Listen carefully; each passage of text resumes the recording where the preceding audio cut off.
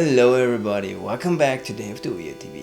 In our weekly recap, we will show you which latest releases are worth playing and which are not. Here we go.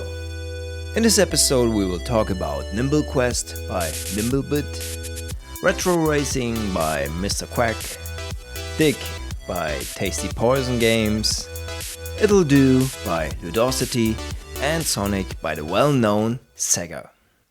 The first game we want to highlight is Nimble Quest. Nimble Quest introduces itself as heavily inspired by a very old school game, Snake.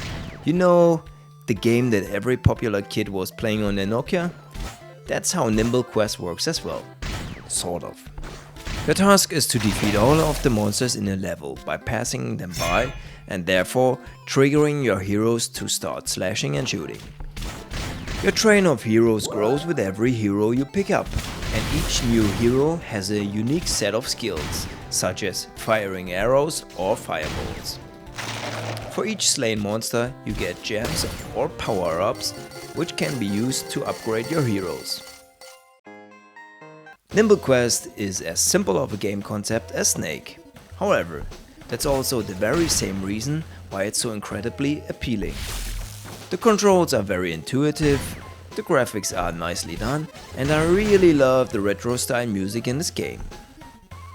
Nimble Quest apparently also has a multiplayer mode, but I haven't quite figured out how to make it work. The game comes with a limited number of rounds that you can play per day. After those free tries are used, you have the option to buy Nimble Quest for $4.99 or just wait until the next day. The next game highlight of this week is Retro Racing. Retro Racing is exactly what the name promises. A simple, feel-good arcade racer to play with your friends or just by yourself. Retro Racing doesn't have a finely tuned physics engine, brilliant graphics or a sophisticated damage system.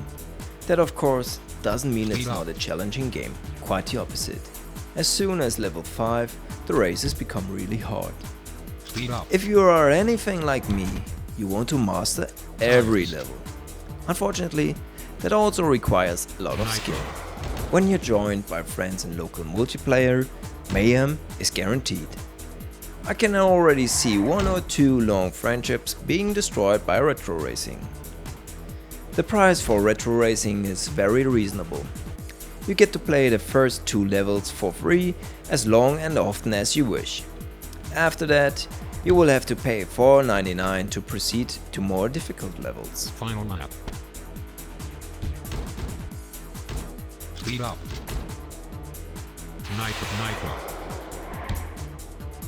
Nitro.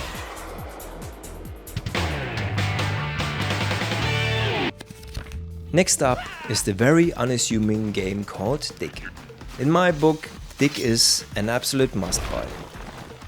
You play as a lazy archaeologist who was hired to fill a museum with artifacts and bring the museum back to life. In order to do so, you have to dig at a set dig site for artifacts. At the same time, you have to evade mummies, moles, slime monsters, tentacles and much more. While doing so, you unearth all types of buried crap with the occasional treasures such as dinosaur bones and other valuables. Dig's motto could very well be, "You had me at hello." In all honesty, Dig caught my eye at the very beginning with the very well made tutorial and very easy to learn gameplay. Dig is charming, funny, challenging and most certainly worth the $1.99 that you have to pay for the full version. You can also buy stuff in-game, which I think is not necessary to have a lot of fun with this game.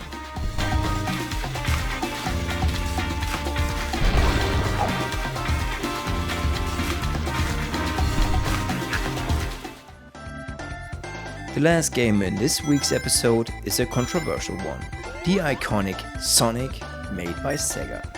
Here and today I admit to being a SEGA guy. I own the Master System, a Mega Drive and a Game Gear.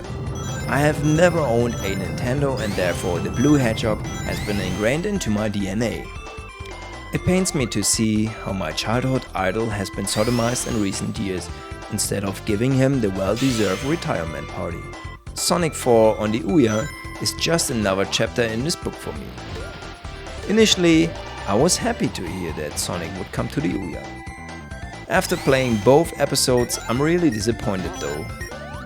We might not even have covered it if Joe Davis, one of our guest writers, hadn't volunteered to write about it. He likes the game, so we're split on this one. About the game itself, there's not that much to say. It's still the old Sonic, chasing rings and tails from level to level. The graphics have been somewhat transformed into the 21st century, and the sound is as cool as always. Apart from that, I think the controls are crap. It feels like very little effort has been put into the OUYA port. To engage into Sonic mode, for instance, you have to press down on the left analog stick, which is also the movement stick. At least for me, that broke a lot of momentum during the game. I seem to remember that the original Sonic had the same controller setup. However, since then we have gained a few more buttons on our controllers, 6 to be exact. Why didn't SEGA think of a better way to control Sonic? We still recommend you check it out for yourself and decide whether Sonic is worth your $6.99. That is it for this week's Day of the OUYA weekly recap. Make sure you subscribe to our channel to get all of our awesome videos delivered right into your inbox. Also, don't forget to visit dayoftheouya.com. See you next time.